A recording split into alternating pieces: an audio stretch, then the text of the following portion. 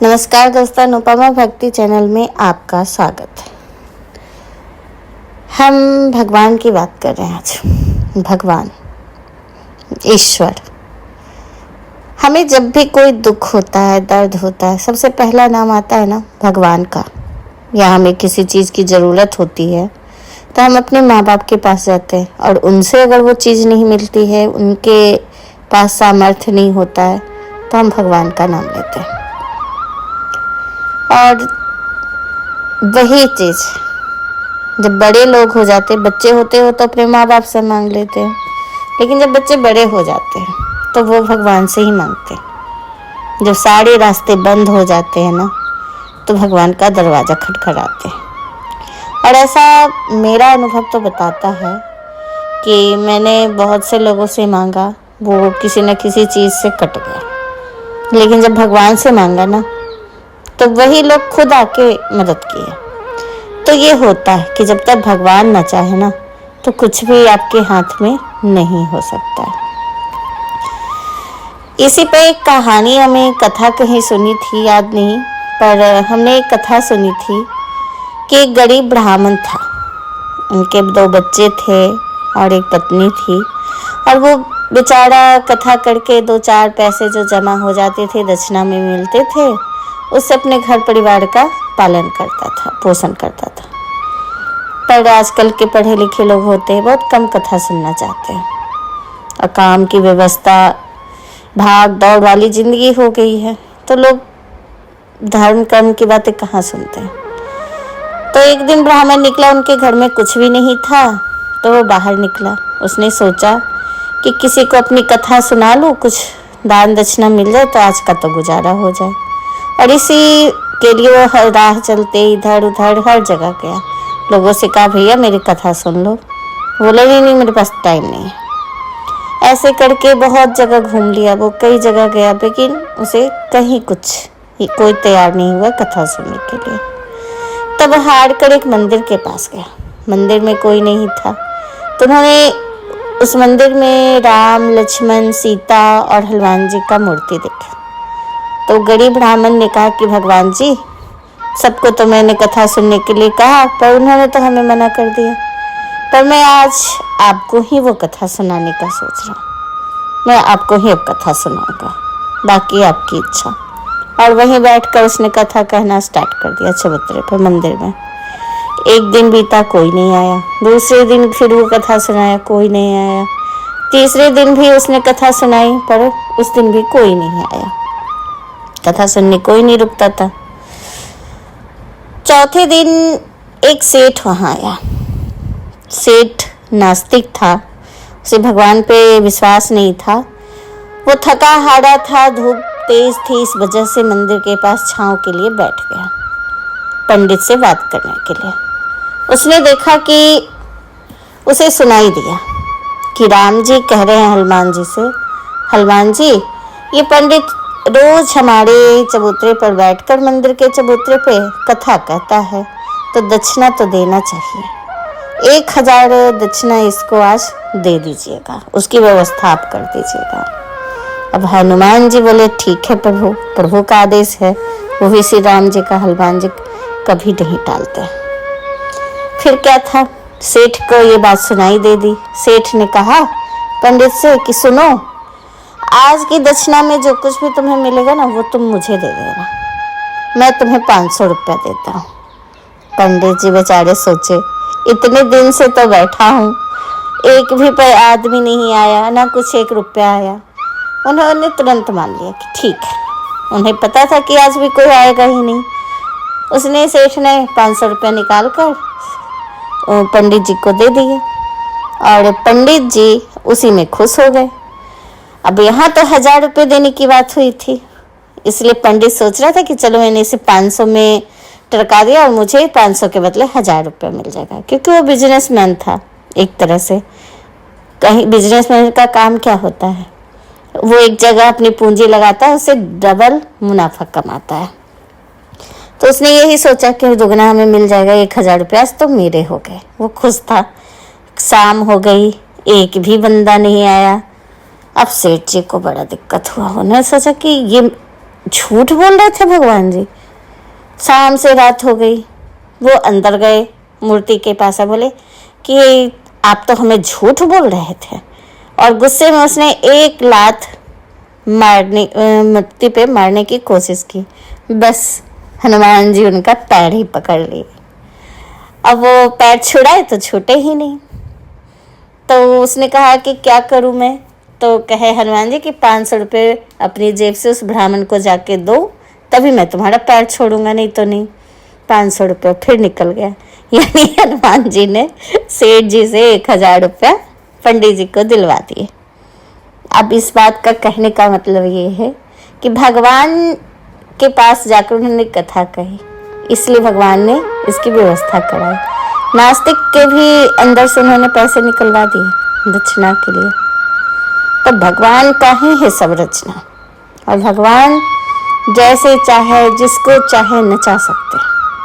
अगर उनकी इच्छा है तो हमें दुख ही दुख मिलेगा, हम लाख कोशिश कर लें, और अगर उनकी इच्छा है तो हमें सुख ही सुख मिलेगा, कोई भी कोई कुछ कर ले।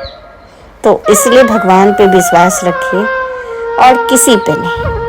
अब इसी पे हम एक और कहानी आप लोग को सुनाना चाहेंगे, संत नामदेव का। वो एक भक्त थे, कवि थे, जिनका जन्म 1270 में महाराष्ट्र में हुआ था, जिन्होंने भगवान विट्ठल के प्रति, विट्ठल यानी कृष्ण भगवान, विष्णु भगवान के अवतार, अपने अटूट भक्ति और अनेकों चमत्कार किए हैं। उनकी ख्याति उनके चमत्कारों के कारण प्रसिद्ध है। कई चमत्कारी घटनाएं उनके अनुभव में उनके साथ हुआ, और उन्होंने कुत्ते के अंदर से भगवान विट्ठल को प्रकट कर दिया था। कहने ये कहानी जो मैं आज बोली थी इसीलिए कि भगवान को आप अगर देखना चाहें ना तो किसी भी जगह देख सकते हैं, कुत्ते में भी, आदमी में। एक चींटी भी चलती है ना तो उसके अंदर भी भगवान होते हैं, अगर आप देखना चाहें तो निर्भर करता है कि आपकी दृष्टि क्या है, आप कहाँ भगवान को देखना चाहते हैं। अगर देखें तो हर जीव में भगवान है, और ना देखें तो कहीं नहीं है। वो आपके ऊपर निर्भर करता है। संत नामदेव जी का जन्म 1270 में गांव पुंडरपुर, जिला सतारा, महाराष्ट्र प्रांत में हुआ था। स्थानीय गुरुओं के विरोध के कारण नामदेव जी महाराष्ट्र त्याग कर हरिद्वार चले आए थे। उस समय दिल्ली का सम्राट मोहम्मद बिन तुगलक था। सन 1325 में किसी ने राजा से कहा कि एक हिंदू संत नामदेव हिंदू धर्म का प्रचार कर रहे हैं। उसके विषय में सुन के कि वह पत्थर को मूर्ति में प्राण स्थापित करके दूध पिला देते हैं। राजा ने उसकी परीक्षा लेने के लिए संत नामदेव जी को दिल्ली बुलाया। राजा के सिपाही संत जी को बांध कर ले गए, और एक गाय को तलवार से गर्दन से काटा गया, और संत नामदेव से कहा कि तू जनता को भ्रमित करता है फिरता है, इस गाय को जीवित कर, नहीं तो तेरे को मृत्यु दंड दिया जाएगा। संत नामदेव जी ने परमेश्वर से रक्षार्थ हृदय से पुकार की, और उसी समय गाय जीवित हो गया था। नामदेव जी को गुरु जी के साक्षात दर्शन हुए, जो गाय के जीवित करके अंतर ध्यान हो गए। मोहम्मद बिन तुगलक ने संत जी से क्षमा याचना की और छोड़ दिया था। इस तरह की कई घटनाएं संत नामदेव जी से जुड़ी ही हुई है। भक्त नामदेव जी के माता पिता विट्ठल विष्णु भगवान जी को एक ईंट पर खड़े हुए पत्थर या पीतल की मूर्ति बनाई जाती थी। ये परम भक्त थे, और एक छोटे से गांव में भक्त पुंडलिक रहता था। वो भगवान श्री कृष्ण का परम भक्त था। पूर्व जन्म की भक्ति शक्ति के कारण पुण्यात्माएं बचपन से ही अनोखे कार्य करते हैं। एक दिन भक्त पुंडलिक जी अपने पिता के चरण दबा रहा था, तो उनके पिताजी सोए हुए थे। उनकी माता भी अपने पति पर हाथ के पंखे से हवा कर रही थी। उसी समय भगवान श्री कृष्ण जी उनके द्वार पर आ खड़े हुए और कहा कि हे पुंडलिक, मैं तुम्हारे घर अतिथि बनकर ठहरना चाहता हूँ। भक्त पुंडलिक ने धीरे से कहा कि ऊंची आवाज में मत बोलो, मेरे पिताजी को अभी अभी नींद आई है। आप यहीं पर इस ईंट पर खड़े हो जाओ, आवाज मत करना, प्रतीक्षा करो। भक्त अपने पिताजी के चरणों को दबाता रहा और पैर कुछ देर बाद अपने पैरों के साथ साथ करके ईंट के ऊपर खड़े हो गए। भगवान जी दोनों हाथ कमर पर रख लिए। कुछ देर बाद भक्त पुंडलिक ने ईंट पर खड़े श्री कृष्ण की ओर देखा और कहा कि आप कुछ देर और ऐसे ही खड़े रहें और इंतजार करें। उससे शुद्ध हृदय और भोले भाव से भगवान श्री कृष्ण प्रसन्न हुए। और जब उनके पिता जगे तो पिता ने कहा कि देखो भगवान खड़े हैं। पहले तो केवल अकेले को दिखाई दे रहे थे, फिर अपने माता पिता को भी दर्शन कराए। भगवान आशीर्वाद देकर चले गए। उनकी वह ईंट पर खड़ा होने वाला मूर्ति महाराष्ट्र में बहुत पूजनीय है। इसको विट्ठल ईंट पर खड़ा भगवान के नाम से जाना जाने लगा। उस गांव का नाम पुंडलिक कपूर पड़ा। बाद में अपभ्रंश होकर पुंडलिक प्रसिद्ध हुआ। नामदेव द्वारा विट्ठल भगवान को पत्थर की मूर्ति को दूध पिलाने का भी वर्णन। नामदेव जी के माता पिता भगवान विट्ठल की पत्थर की मूर्ति की पूजा करते थे। घर पर एक अलमारी में मूर्ति रखी थी। प्रतिदिन मूर्ति को दूध का भोग लगाया जाता था। कृष्ण भगवान को दूध पसंद है, इसलिए उनको दूध का ही भोग लगाया जाता था।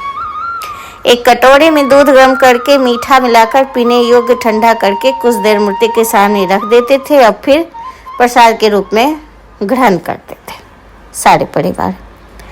नामदेव जी केवल 12 वर्ष के बच्चे थे। एक दिन माता पिता के किसी कार्यवश दूसरे अन्य गांव जाना पड़ा। अपने पुत्र नामदेव से कहा कि पुत्र, हम एक सप्ताह के लिए अन्य गांव जा रहे हैं, आप घर पर रहना और विट्ठल जी को दूध का भोग लगा दीजिएगा, फिर बाद में भोजन खाना। माता पिता की बात सुनकर नामदेव जी ने वही किया। वो लोग यात्रा पे उनके माता पिता चले गए। वह सुबह उठकर स्नान करके स्वच्छ वस्त्र पहनकर दूध कटोरा भरकर भगवान जी की मूर्ति के सामने रख दिए और दूध पीने की प्रार्थना की, परंतु मूर्ति तो दूध नहीं पिया।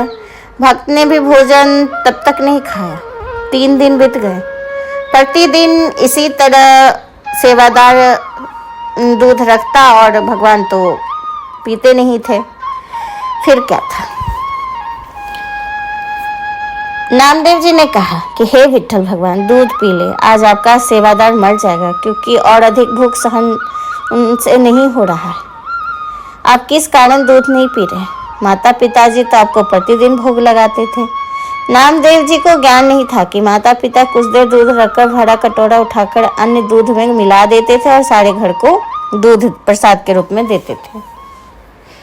कमजोरी के कारण चक्कर खाकर गिर गए। फिर बैठे बैठे अर्जी लगाने लगे। उसी समय मूर्ति ने हाथ आगे बढ़ा और कटोरा उठाया और सारा दूध पी लिया, क्योंकि भगवान सोचे कि ये भक्त तो नादान है, अगर मैं नहीं पिया तो ये कहीं इसके प्राण न निकल जाए। और तब से नामदेव जी हर रोज उनको दूध पिलाते थे और वो दूध पीते थे। 8 दिन के पश्चात नामदेव जी के माता पिता लौटे तो सर्वप्रथम पूछा कि विट्ठल जी को दूध का भोग लगाया। नामदेव जी ने माता पिता को भगवान के 3 दिन तो दूध नहीं पिया। फिर उन्होंने बताया कि खाना नहीं खाया। चौथे दिन भगवान मेरी गलती को क्षमा की, तब सुबह दूध पीकर मैंने भी खाना खाया। अब माता पिता को आश्चर्य कि मूर्ति दूध कैसे पी सकती है। माता पिता ने कहा, सच सच बता बेटा, नहीं तो तुझे पाप लगेगा। विट्ठल भगवान जी ने वास्तव में दूध पिया है? नामदेव जी ने कहा, पिताजी माताजी वास्तव में सत्य कह रहा हूँ। पिताजी ने कहा कि कल सुबह हमारे सामने दूध पिलाना। अगले दिन नामदेव जी ने विट्ठल भगवान को मूर्ति के सचमुच दूध पिला दिया। यह बात सारे गांव में आग की तरफ फैल गई। किसी को विश्वास नहीं हो रहा था। बात पंचों के पास पहुंच गई। नामदेव के पिता झूठ कह रहे हैं। मेरे पुत्र नामदेव ने पत्थर की मूर्ति को दूध पिलाया। पंचायत हुई। नामदेव तथा उसके पिता को पंचायत में बुलाया गया और कहा कि क्या वह सबके सामने दूध पिलाएगा। पंचों के कहने पर विट्ठल जी की मूर्ति रखी गई, दूध का कटोरा रखा और सामने नामदेव दूध पिलाए तो मानेंगे, अन्यथा आपके सारे परिवार को गांव छोड़कर जाना पड़ेगा। विट्ठल जी के हाथों में पकड़ा। अब भगवान विट्ठल को तो आना ही था, क्योंकि गांव छोड़ने के लिए बात है। और भगवान को जब अपने भक्त पे संकट आती दिखती है ना, तो वो प्रकट हो जाते हैं। और यही हुआ। भगवान विट्ठल की मूर्ति के सामने नामदेव जी ने दूध रखा और वे कटोरा हाथ निकालकर और सारा दूध पी गए। पंचायत के व्यक्ति तथा सभी ने दर्शन दर्शक जितने थे वो ये सब देखकर हैरान रह गए। नामदेव जी की पूर्व जन्म की भक्ति की शक्ति से परमेश्वर ने चमत्कार किया था। नामदेव जी बहुत सीधे और सरल थे। कहते कि एक बार मंदिर में वो गए तो वहाँ बहुत शोर हो रही थी। मंदिर में शोर होते हुए उनको ध्यान ठीक से नहीं लगा पा रहे थे, तो वो चले गए मंदिर के पीछे। मंदिर के पीछे बच्चे खेलने आ गए, वो भी गुल्ली डंडा खेलने लगे। अब वहाँ भी उनको ध्यान नहीं लग रहा था, तो फिर वो नदी के किनारे चले गए। नदी के किनारे भी एक मछुआरे हस्बैंड वाइफ पति पत्नी मछलियाँ पकड़ रहे थे। अब वहाँ भी शोर। तब वो नामदेव बाबा ने कहा, अरे तुम लोग इतना शोर क्यों मचा रहे हो? उन दोनों ने कहा कि हमें तो मछलियाँ पकड़नी थी और ये बड़ा बोल रहा है, आज इसी को काट के खा जाएंगे हम, इसी का भोजन बनाया जाए। अब वहाँ से वे दौड़े दौड़े मंदिर गए आए। मंदिर में विट्ठल भगवान पूछे क्या हुआ, तो उन्होंने बताया कि आज तो 2 प्राण ही चले जाते। ऐसे ऐसे बोले तो कहे, देखा जब तक मैं ना चाहूँ तुम मुझे नहीं पा पाओगे। तुमने एक कुत्ते से एक वृक्ष के नीचे नामदेव बाबा भगवान संत ने एक रोटियां बनाई थी और उनको लघु शंका लग गई, तो वो लघु शंका के लिए गए तो रोटी एक कुत्ता लेके भागा जा रहा था। और उस समय नामदेव बाबा हर जीव में भगवान को देखते थे। तो उन्होंने कुत्ते को कहा, भगवान जी रुक जाइए, घी तो लगा दो, आप बिना घी के रोटी खाएंगे? और तब विट्ठल भगवान कुत्ते से प्रकट हो गए थे। इसीलिए भगवान चाहे तो एक कुत्ते से भी प्रकट हो सकते हैं। और जब उन्होंने कहा कि तुमने मुझे पहचाना, इस मंदिर के पुजारी के भेष में मैं था। बाहर जो बच्चे शोर मचा रहे थे उनके साथ मैं ही तो खेल रहा था, और वो मैं और रुक्मणी थी जो तुम्हारे पीछे हम आए थे, लेकिन तुम मुझे नहीं पहचान पाए। तो भगवान को अगर पहचानना भी होता है ना, तो भगवान चाहेंगे तभी आप पहचान पाएंगे, नहीं तो आपके पास से वे गुजर जाएंगे, आपसे बात करके चले जाएंगे, फिर भी आप उनको नहीं पहचान पाएंगे। उनके पहचानने के लिए दिव्य शक्ति और दिव्य आंखें होनी चाहिए, और जब तक वो ना चाहे कुछ नहीं हो सकता। सब कुछ उन्हीं के पास है, उन्हीं के हाथों में, और हम सब उन्हीं की रचना है। तो आज का वीडियो आपको कैसा लगा हमें ज़रूर बताइएगा। अगर ये वीडियो सुनने में अच्छा लग रहा है तो प्लीज़ हमें लाइक कीजिए, सब्सक्राइब कीजिए और कमेंट करिए। मेरी वीडियो सुनने के लिए आपका बहुत बहुत धन्यवाद। नमस्कार।